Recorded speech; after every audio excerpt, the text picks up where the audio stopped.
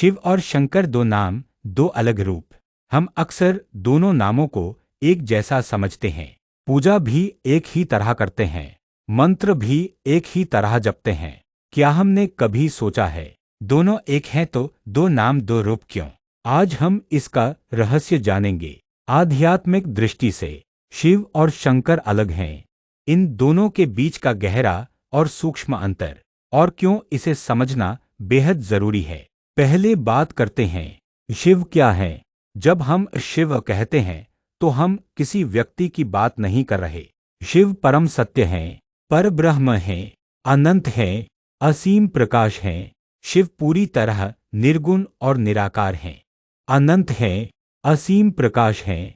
शिव पूरी तरह निर्गुण और निराकार हैं। उन्हें देखा नहीं जा सकता, उन्हें चित्र में बांधा नहीं जा सकता, उन्हें शब्दों में समझाया नहीं जा सकता। क्यों? क्योंकि शिव विचारों से परे हैं। शिव खुले आकाश की तरह हैं, जहां मन समाप्त हो जाता है, जहां अहंकार मिट जाता है, जहां केवल शुद्ध अस्तित्व बचता है। शिव कोई कथा का पात्र नहीं है, शिव कोई मूर्ति नहीं है। शिव एक स्थिति है, चेतना की सर्वोच्च अवस्था। शिव को जानने के लिए गहरी ध्यान अवस्था में जाना पड़ता है।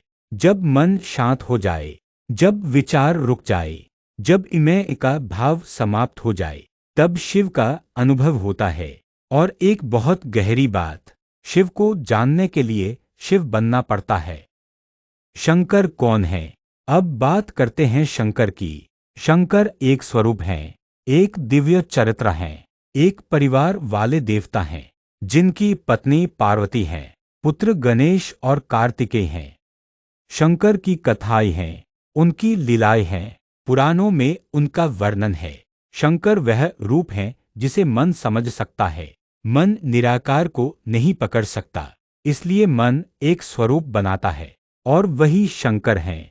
शंकर मानव कल्पना की सर्वोच्च उड़ान है। जैसे कोई पक्षी आसमान में सबसे ऊंची उड़ान भरता है, शंकर उस पक्षी की सर्वोच्च उड़ान है। शिव अंतहीन आकाश है।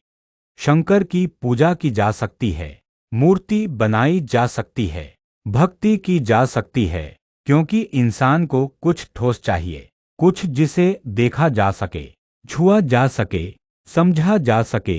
इसलिए शंकर की आराधना संभव है।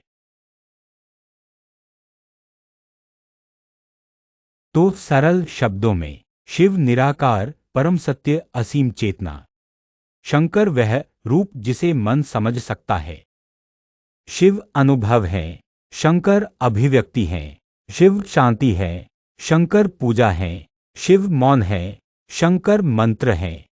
शिव आदि मध्य अंत हैं, शंकर एक पड़ाव हैं। शिव रचिता हैं, शंकर उनकी रचना है। शिव परमपिता परमेश्वर हैं, शंकर के पिता भी शिव हैं। शिव त्रिमूर्ति के रचिता हैं, शंकर त्रिमूर्ति में से एक देव हैं। शिव कल्याणकारी हैं, शंकर विनाशकारी हैं। लेकिन अंततः दोनों का लक्ष्य एक ही है, आपको आपके भीतर की अनंत चेतना तक पहुंचाना। याद रखिए, शंकर को आप पूज सकते हैं, लेकिन शिव को केवल अनुभव किया जा सकता है। और जिस दिन आपका मन शांत हो जाएगा, विचार रुक जाएंगे, अहंकार मिट जाएगा, उसी दिन आप समझेंगे शिव कहीं बाहर नहीं, आपके भीतर ही हैं। ओम नमः शिवाय।